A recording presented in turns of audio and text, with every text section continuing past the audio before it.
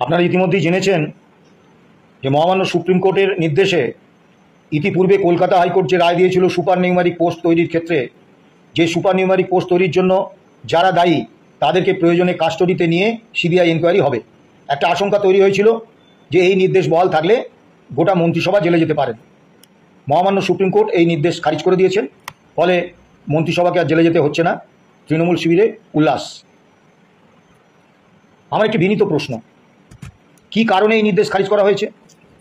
বলা হয়েছে এসএসসি মন্ত্রিসভার কাছে প্রস্তাব পাঠিয়েছিল, তৎকালীন পরিস্থিতি সম্পর্কে সম্যক ওয়াকিবহাল থেকে মন্ত্রিসভা সম্মিলিতভাবে এই সিদ্ধান্ত নিয়েছেন এবং একটা সাংবিধানিক সংস্থা মন্ত্রিসভা, তার বিরুদ্ধে সিবিআই তদন্ত অভিপ্রেত নয়। ঠিক আছে, এইবারে আসুন সুপ্রিম কোর্টে মাননীয় বিচারপতি ডি গোপাল গৌড়া এবং মাননীয় বিচারপতি অরুণ কুমার মিশ্রের ডিভিশন বেঞ্চে সিঙ্গুর মামলার শুনানি হয় এবং সম্পূর্ণ জমি অধিগ্রহণ বাতিল বলে ঘোষণা করে পূর্বতন জমি মালিকদের জমি ফিরিয়ে দেওয়ার সিদ্ধান্ত হয়। সেই মামলায় মাননীয় বিচারপতি অরুণ কুমার মিশ্র তার রায় লিখেছিলেন, টাটার কথা মতো রাজ্য ক্ষমতা প্রয়োগ করেছিল। এই সিঙ্গুরে জমি অধিগ্রহণও রাজ্য শিল্পোন্নয়ন নিগম এবং শিল্প দপ্তর মন্ত্রিসভার কাছে প্রস্তাব পাঠিয়েছিল, তৎকালীন পরিস্থিতি সম্পর্কে সম্যক ওয়াকিবহাল থেকে সম্মিলিতভাবে রাজ্য মন্ত্রিসভা জমি অধিগ্রহণ এবং সেখানে শিল্প স্থাপনের সিদ্ধান্ত নিয়েছিলেন। সেই মন্ত্রিসভাও একটি সাংবিধানিক সংস্থা ছিল। তাহলে সেক্ষেত্রে কোন যুক্তিতে বা অধিকারে সেই সাংবিধানিক সংস্থার গায়ে একটা ভয়ঙ্কর কলঙ্ক লেপে দিলেন সুপ্রিম কোর্ট, যে টাটাদের কথা মতো সিদ্ধান্ত প্রয়োগ করেছেন তারা, ক্ষমতা প্রয়োগ করেছেন তারা? এত বড় অবমাননা একটা নির্বাচিত সরকার, একটা সাংবিধানিক সংস্থাকে সুপ্রিম কোর্ট করতে পারেন? কিন্তু অরুণ কুমার মিশ্র অত্যন্ত স্পষ্টভাবে লিখেছেন, টাটার কথা মতো রাজ্য ক্ষমতা প্রয়োগ করেছিল, অর্থাৎ রাজ্য মন্ত্রিসভার কোনো স্বাধীন সত্তা ছিল না, তারা টাটাদের কথায় চলেছিল। এত বড় কলঙ্ক একটা নির্বাচিত সরকারের গায়ে সুপ্রিম কোর্ট চেপে দিয়েছিলেন। এবারে আসুন ওই মামলায় বিচারপতি ডি দেবগৌড়া এবং মাননীয় বিচারপতি অরুণ কুমার মিশ্রের মূল যে পর্যবেক্ষণ সেগুলো তুলে ধরি। ডি দেবগৌড়া বললেন, বেসরকারি সংস্থার জন্য জমি অধিগ্রহণকে জনস্বার্থ বলা যায় না। অরুণ কুমার মিশ্র বললেন, জমি অধিগ্রহণ জনস্বার্থ, কারণ বহু মানুষের কর্মসংস্থান হতো। ডি গোপাল গৌড়া বললেন, ক্ষতিপূরণ রাজকোষ থেকে যায়নি, রাজ্য শিল্পোন্নয়ন নিগম মিটিয়েছে। মানে সুপ্রিম কোর্টের এই মাননীয় বিচারপতি এটাও জানতেন না যে রাজ্য শিল্পোন্নয়ন নিগম রাজ্য সরকারেরই একটি সংস্থা। দুর্ভাগ্যের। অরুণ কুমার মিশ্র বললেন যে রাজ্য শিল্পোন্নয়ন নিগম রাজ্য সরকারেরই সংস্থা, কাজেই অর্থ রাজকোষ থেকেই গিয়েছে। ডি গোপাল গৌড়া বললেন, প্রত্যেককে আলাদা আলাদা বিজ্ঞপ্তি দেওয়া উচিত ছিল।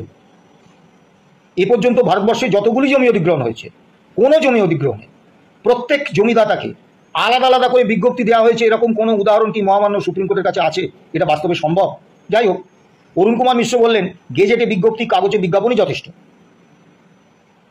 তাই মাননীয় বিচারপতি অরুণ কুমার মিশ্র কিন্তু পুরো পর্যবেক্ষণে বারবার বলে এলেন, সিঙ্গুরে জমি অধিগ্রহণ জনস্বার্থ, সিঙ্গুরে জমি অধিগ্রহণ নিয়ে কোনো বেআইনি কাজ হয়নি, সিঙ্গুরে জমি অধিগ্রহণ কর্মসংস্থানের মতো জনস্বার্থের কথা ভেবেই করা হয়েছে। কিন্তু রায়টা যখন হলো তখন রায় বাতিল হয়ে গেল। ভাববেন। দ্বিতীয় একটি বিষয়ের মধ্যে যাই। আপনারা দেখেছেন বা জানেন, শুনেছেন, 2012 সালে পশ্চিমবঙ্গ বিধানসভার 75তম বর্ষপূর্তি উৎসব হচ্ছে। বিধানসভায় নথিভুক্ত বিবৃতিতে মাননীয় মুখ্যমন্ত্রী মমতা বন্দ্যোপাধ্যায় বললেন, তার রেকর্ড আছে, কেন আজকে শুধু টাকার বিনিময়ে বিচার হবে, কেন অনেক বিচারের রায় আজকে টাকার বিনিময়ে হচ্ছে। Corruption has made in Rhodes into judiciary. Kolkata হাইকোর্টের বিচারপতি আইনজীবী বিকাশ রঞ্জন ভট্টাচার্য এবং রবিশঙ্কর চট্টোপাধ্যায়, কলকাতা হাইকোর্টের তৎকালীন প্রধান বিচারপতি মাননীয় অরুণ কুমার মিশ্র এবং মাননীয় বিচারপতি জয়মাল্য বাগচি ডিভিশন বেঞ্চে মামলা করলেন যে স্বতঃপ্রণোদিতভাবে আদালত অবমাননার মামলা করা হোক। এর আগে একজন বিচারপতির অমিতাভ লালা, তার বিচারপতির কনভয় আসছিল হাইকোর্টে, আদিবাসীদের একটা মিছিলে, সেই কনভয় আটকে গিয়েছিল। সঙ্গে সঙ্গে কলকাতা হাইকোর্ট স্বতঃপ্রণোদিত আদালত অবমাননার মামলা করেছিলেন। এত বড় একটা অভিযোগ, যেখানে সরাসরি মুখ্যমন্ত্রীর মতো একজন সাংবিধানিক ব্যক্তিত্ব বিধানসভায় দাঁড়িয়ে বলছেন যে বিচারের রায় টাকার বিনিময়ে হচ্ছে। মাননীয় বিচারপতিরা এই মামলা গ্রহণ করেননি। তারা বলেছিলেন, we make it clear that our reluctance to initiate such proceedings should not be taken as an approval of the statement made by the Speaker. one must not lose sight of the fact that the speaker was not an ordinary personality but the chief minister of the state. It is expected that when criticism is made from high constitutional functionary, the same should be lacked with moderation and temperance. এবং যেহেতু মুখ্যমন্ত্রী high constitutional ফাংশনারি, সেই জন্য তার বিরুদ্ধে আদালত অবমাননার মামলা গ্রহণ করেননি।